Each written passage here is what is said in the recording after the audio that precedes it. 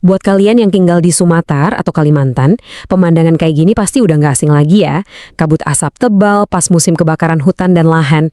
Nah, selain khawatir soal kesehatan, pasti kepikiran juga kan, gimana nasib koneksi internet kita? Apa bakal ikut hilang juga bareng jarak pandang? Coba deh kita lihat keluar jendela. Semuanya abu-abu. Jarak pandang mungkin cuma beberapa meter. Logikanya kan, kalau mata kita aja susah nembus, gimana ceritanya sinyal internet bisa sampai ke tower yang jauh di sana? Koneksi kita beneran aman nggak sih? Nah, pertanyaannya sekarang, si kabut asap ini sebenarnya teman atau justru lawan buat sinyal internet kita? Jawabannya mungkin bakal bikin kalian kaget. Percaya atau enggak, kabut asap dari kebakaran hutan itu justru bersahabat sama sinyal internet. Ternyata, musuh yang sebenarnya buat koneksi kita itu adalah sesuatu yang justru kita tunggu-tunggu buat ngebersihin udara, yaitu hujan. Oke, kok bisa gitu? Kenapa malah hujan yang jadi biang keroknya? Jawabannya ada di fisika gelombang radio yang tenang aja, bakal kita bahas dengan cara yang gampang banget. Gini, bedanya tuh simple banget. Partikel asap itu kan kering dan ukurannya kecil banget. Jadi gelombang radio bisa lewat gitu aja, santai. Nah, beda cerita sama air hujan. Tetesannya itu jauh lebih besar dan padat. Si air ini benar-benar nyerap dan mecah sinyal radio. Makanya internet sering lemot atau putus pas lagi hujan deras, bukan pas lagi banyak asap. Terus, gimana ceritanya sinyal internet bisa dengan gampangnya nembus asap yang pekatnya minta ampun? Yuk kita lihat penjelasannya. Kuncinya itu ada di gelombang radionya sendiri.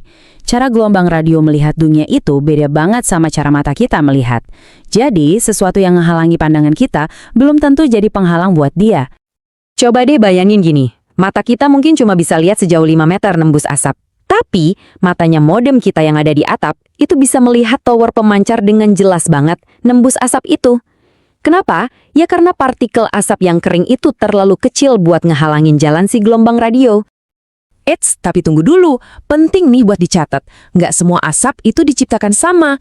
Ada satu jenis asap yang justru bisa jadi musuh beneran buat sinyal internet.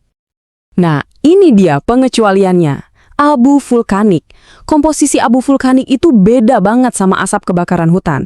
Dan perbedaan inilah yang bikin dia berbahaya buat sinyal. Jadi, apa sih yang bikin beda? Pertama, abu vulkanik itu mengandung partikel-partikel logam yang kecil banget.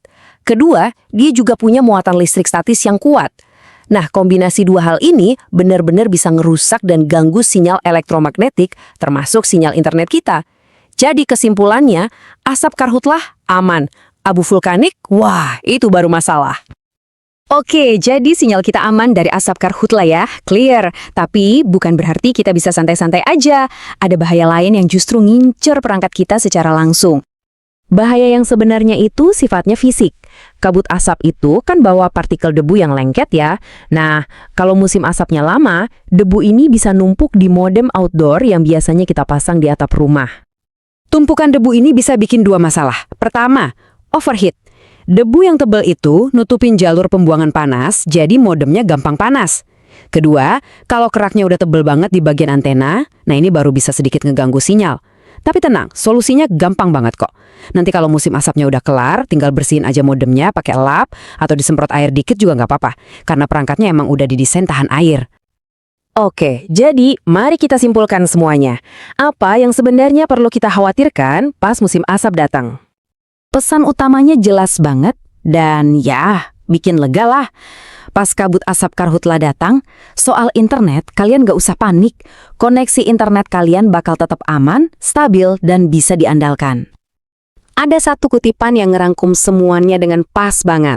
Buat warga Riau, Kalimantan, jangan takut pasang. Musuh kalian cuma hujan, bukan asap.